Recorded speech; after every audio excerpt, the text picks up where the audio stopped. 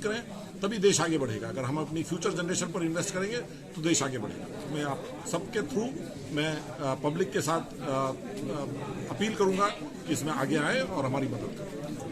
देखिए, स्टूडेंट्स को फायदे के लिए कई तरीके हैं। एक तो डायरेक्ट स्कॉलरशिप है, लेकिन हमने जैसे आपने देखा होगा हमारे फॉर्म में एक प्रोविजन है हॉस्टल्स का, तो उसमें आइडिया है कि हमारे हॉस्टल्स की कंडीशंस हैं, उसमें हम इन्वेस्टमेंट कर सकते हैं, हॉस्टल को इम्प्रूव कर सकते हैं। उसमें रिसर्च का प्रोविजन है, हम रिसर्च में मदद कर सकते हैं स्टूडेंट्स की।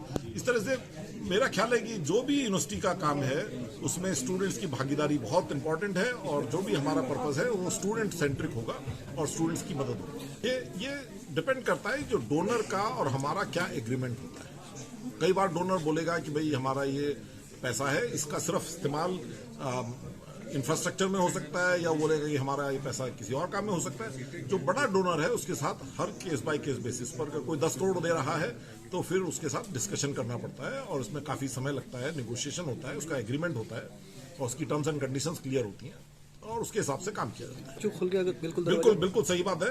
आज हमारे पास प्राइवेट सेक्टर, पब्लिक सेक्टर की जो कंपनियां CSR के तहत 2% जिनको खर्च करना है, हम चाहेंगे कि वो भी हमारे बारे में सोचें, और सोचें कि हिंदुस्तान की इतनी बड़ी यूनिवर्सिटी, इतनी महान यूनिवर्सिटी, इतनी फेमस यूनिवर्सिटी, और जिसकी पूरी फाउंडेशन फिलैंथ्रोपी पर हुई है, हम अपने मित्रों से जो कॉर्पोरेट सेक्टर में हैं उनसे हम अपील करते हैं कि BHU के विषय में सोचें, और अगर उनको थोड़ा भी इंटरेस्ट हो तो हमसे संपर्क करें, और हम इसमें उनके साथ सहयोग करेंगे और मिलकर के काम करें। जो भी कंपनी फंड करती है, जैसे हमने देखा है कि पब्लिक की जगहों पे, जैसे घाट पे हो गए या पार्कों में, अगर कोई कंपनी करती है तो वो अपनी कंपनी का प्रचार भी करती है, तो क्या इस तरह के कुछ बैनर, होर्डिंग्स अगर वो कोई काम करते हैं तो वो उनका लगेगा? ये सब पार्ट ऑफ द निगोशिएशन होता है। जैसे फॉर एग्जांपल, अगर किसी कंपनी ने कहा कि हम हर साल आपको 1 करोड़ रुपए देंगे, और 1 करोड़ रुपए को स्टूडेंट को आप फाइनेंशियल एड की तरह से इस्तेमाल करेंगे, तो उसमें डिस्कशन में ये होगा कि जब हम स्टूडेंट को चिट्ठी लिखेंगे तो हम उसमें क्या लिखेंगे, उस कंपनी का नाम, कि उस कंपनी के सौहार्द से, उस कंपनी के सौजन्य से ये हो रहा है, या हम स्कॉलरशिप का नाम लिख देंगे, उस कंपनी का नाम लिख देंगे। मान लीजिए